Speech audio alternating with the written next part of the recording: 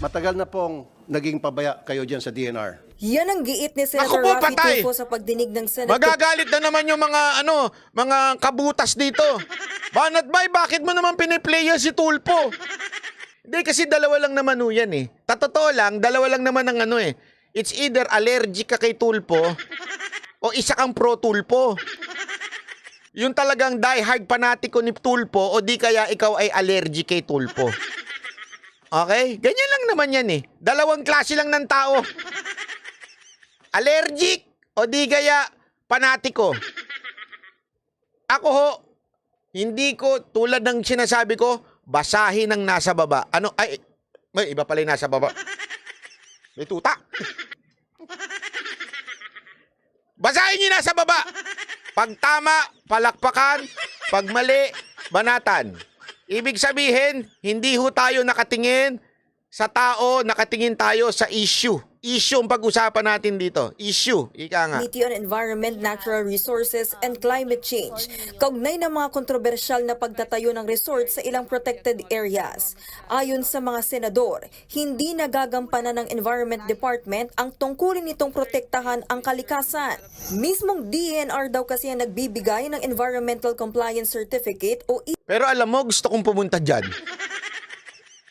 Kunwari pa kayo eh. Ayaw namin yan. It destroys the environment. Pero pag binigyan kayo ng free one night dito. Ay, ang ganda dyan. Ang ganda ng kalikasan. ICC sa itinatayong resort sa Chocolate Hills sa Bohol. Patuloy pa rin sa pagiging pabaya. Lumilitaw tuloy na kayo po yung mga protektor ng Nako! mga nagsisirang kalikasan. At the moment, ang dating sa aming lahat, on paper lang tong konsepto ng protection. Walang actual implementation. It's just parang on paper na declared siyang protected pero hindi talaga siya protect. May ilan ding resort sa Mount Apo Natural Park sa Davao City na walang clearance o ECC pero pinagmumulta lang daw ng DNR ng 50,000 pesos ang may-ari ng resort. Hindi rin nga sila natatakot kasi alam nila magbabayad lang naman kami ng 50,000 pesos eh. Kasi you've never used that option na i-demolish yung property kasi nga clearly they're already in violation of the law. Ayon sa DNR, ang Protected Area Management Board na binubuo ng mga barangay officials ang nagbibigay ng building permit kaya na itatayo ang mga resort. Pero hindi kumbinsido si Senator Cynthia Villar. ECC, completely DNR yan, ha? So, wag nyo ipalusot yan. Pati kayo kasali. Pag nag-issue ng ECC, Alam mo, tuwan-tuwa ako kay Senator Cynthia Villar pagka... Gigil na gigil eh. Hindi, walang biro. Parang naalala ko nanay ko eh. Pagka... Akala mo, tumatay tayo ng pera. Hindi, naalala ko yung nanay kong ganun eh. Pagka nasosobra ng lunch ko, kasi yung lunch ko noon sa high school, pinipirmahan lang, tapos babayaran ng magulang sa ending. Eh para makakuha ako ng mga maraming barkada, kasi may gang ako doon, lahat ng barkada ko, tara, kain tayo, bahala kung pipirma dyan. Tapos pag katapusan na, kinakabahan na ako. Sasabihin ng nanay ko, bakit ang mahal nito? Magkano itong kinain mo? Nasa 5-star ka ba? Nanggigigil na yan. Kala mo kasi tumatay tayo ng pera. Alam mo, Boss Randel, noon pa lang, mahilig na ako manlibre. Kahit hindi ko pera, pinanlilibre ko eh. sali ang DNR. Ulitin natin, yung gigil ni DNR yan, ha? Ah. So, wag nyo ipalusot yan. Pati kayo kasali. Pag nag-issue ng ECC, kasali ang DNR. Tingnan mo? Pwede nyo pa Sa sobrang gigil ni Senator Cynthia, tuwan-tuwa si Raffy Tulfo eh. Sabi niya, ako yan eh. Bakit ikaw ang gumagawa niyan? Ako yan.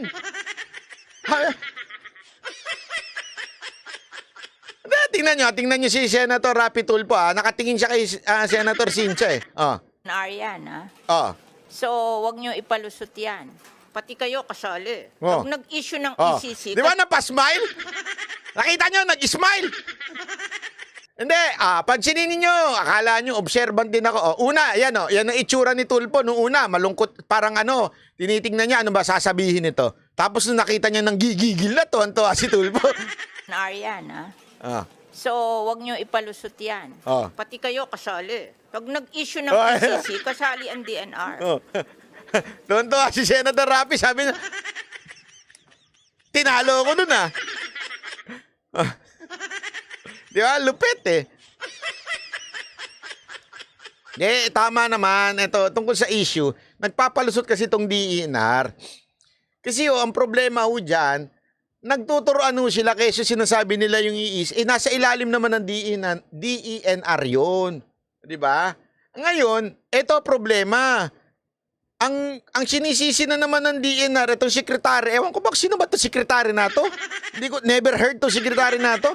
Itong sekretary na to, sinisisi na yung nasa baba, tapos sisisihin pa yung nakaraan. Puro sisi.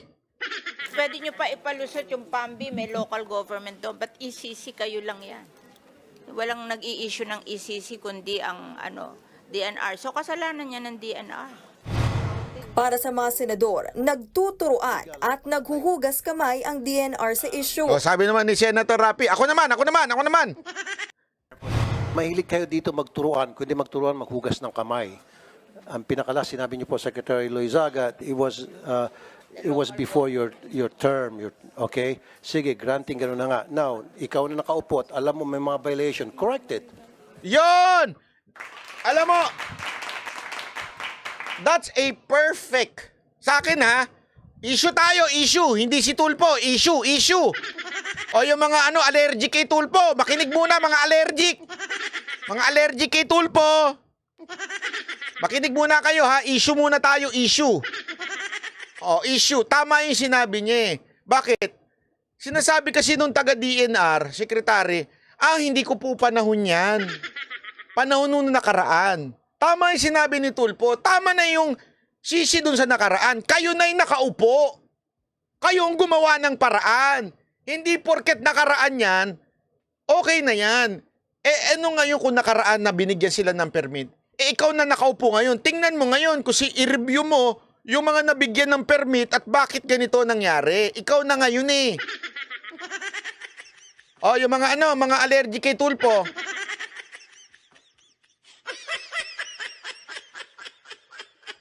Alam mo kung bakit?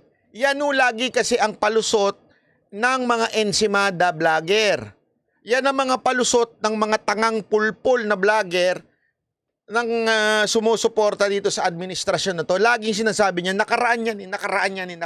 Mga tarantado pala kayo. Kung ayaw ninyo, nasisihin kayo, di bumaba na lang kayo sa posisyon, pababain nyo yung mga sekretary sa posisyon. Kasi yan ikaw na pinalit Di ba? Pwede yung ba sabihin sa jowa mo? Porket yung jowa mo, ang daming drama sa buhay. Sabihin mo, hindi naman ako yan Bakit ba ako ang pinagdududahan mo? Yung ex-boyfriend mo nanloko sa'yo, hindi ako. Sinabi mong mahal mo yung jowa mo So, ibig sabihin, kahit yung mga baggage niya, yung mga problema niya, dapat mong tulungan at intindihin kasi ikaw na jowa ngayon Hindi, naman ang sisi pa rin, kasi yung ex mo, ginago ka kung kasalanan ng ex mo. Hindi ganun yun. Intindihin mo na siya ngayon kasi nga, ikaw na jowa. Tama, mali. Tama yung punto ni Tulfo dito. Ang ganda nung punto ni Tulfo dito mga allergic. Pasok! It was before your term, okay? Sige, granting gano'n na nga. Now, ikaw na nakaupo at alam mo may mga violation, correct it. Don't blame other people. Don't blame the previous administration. Correct! Perfect! Tama na. Tanungin ko kayo, yung mga allergic kay Tulfo, mali ho ba ito? O tama? Imagine natin hindi si Tulfo yan Kung wari si Banat ba yan? Kasi yung iba dyan, pagka si Tulfo na kagad, kahit ano nasabihin ni Tulfo, mga allergic kay Tulfo, mali yan. Di ba si Libayan, allergic kay Tulfo yan Porke talunan kay Tulfo. Di ba? Itinanggi naman ito ni DNR Secretary Maria Antonia Yulo Loizaga. Anya, pinaiimbestigahan na nila ang mga illegal na resort at pinasuspindi na niya ang lahat ng ECC application sa mga protected area. We are not pointing fingers here. We are acknowledging the facts on the ground. We are acknowledging the gaps in the law. And we are acknowledging also the possible gaps in our implementation, having seen that, in fact, these structures were erected, even if this... Alam mo, napakasimple lang naman yan. Do not give permit. Tapos ang usapan. The local government now has the right to cease, to stop that operation or that resort or whatsoever kung ano man yung ginagawa doon. Kasi hindi nyo nabigyan ng permit. Simple lang naman eh. Lahat, alam nyo ba lahat yan dumadaan sa national?